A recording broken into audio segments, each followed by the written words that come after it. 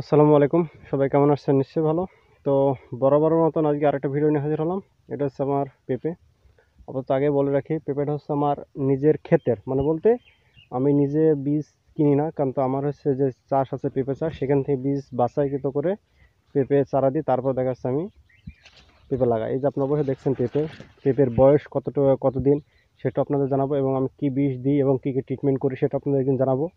তো তার আগে বলে রাখি, আমার ভিডিও যদি ভালো লাগে অবশ্যই ভিডিও শেয়ার করবেন। আর আপনাদের গাছ দেখাচ্ছি, এই দু একটা গাছ দেখে দেখবেন যে দু একটা গাছ জায়গায় যে ছোটো আছে, ওই গাছগুলো হচ্ছে যে আপনার যে রেমাল ঝড় হয়েছিল, ওই ঝড়ের কারণে গাছগুলো মরে যায়। মরে যাওয়ার পর পুনরায় আমার কাছে যে চারাগুলো থাকে ওই চারাগুলো আবার লাগানো হয়। তো আপনারা দেখবেন।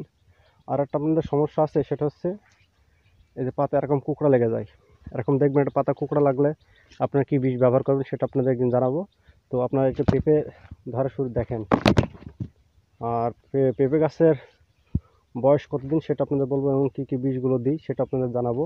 তো বলে রাখি, প্রথমে আমার পেঁপে গাছের বয়স হচ্ছে, আমি 15ই এপ্রিলে পেঁপে চারা লাগাই।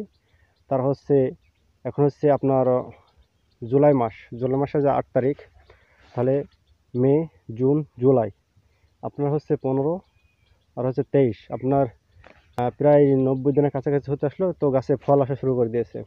তো দেখেন কি মানে ভালো উন্নত মানের পেঁপেটা। তো অনেকেরই আছে দেখা যাচ্ছে 4 মাসের মাথায় দেখা যাচ্ছে পেঁপে ধরা পাতে, বা 6 মাসের মাথায় পেঁপে ভাঙা শুরু হয়, কিন্তু আমি 3 মাস এখনো গাছের বয়স হয়নি, অথচ গাছে আমার পেঁপে চলে এসছে।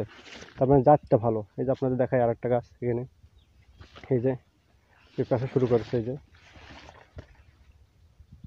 তারপর আপনাদের বলেছিলাম যদি কারো পেঁপের চারা লাগে তো আমাকে জানিয়েন, তো আমি দিব। এই যে পেঁপে গুটি আসা শুরু করেছে। যেরকম যদি কুকড়া লেগে থাকে তাহলে আপনারা যে বিষটা ব্যবহার করবেন সেটা হচ্ছে ভার্টিমেক্স এবং তুন্দ্রা একসাথে। আমি আজকেও বিষ দিয়ে গেলাম। এই যে গাছে হালকা কুকড়া লেগে আছে, এটা সারার জন্যে। তো আশা করি আমার ভিডিওটা ভালো লেগেছে। ধন্যবাদ সবাইকে।